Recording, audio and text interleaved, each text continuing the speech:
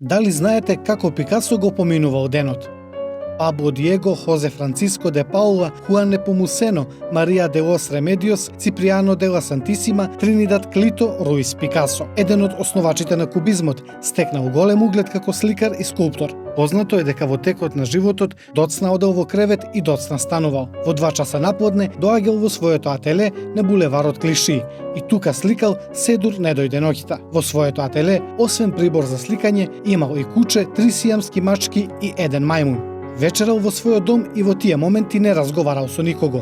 Има и такви кои говореле дека се му станало злодевно, додека Пикасо целото внимание го насочувал размислувајќи за нешто. Пикасо бил хипохондар и јадењата кои се наоѓале на масата биле вистинска причина за негова задолбоченост во мислите. Во паузите на напорна работа сакал времето да го поминува со пријателите. Меѓутоа, мразел нешто да му го одвраќа вниманието. Историчарот Џон Ричардсон раскажува дека покажувал знаци на недружелюбивост до отворена блискост. Освен тоа, бил еден од најважните сликари на 20 век и никогаш не се изморил од сликањето и покрај стоењето пред платното кое траело со часови.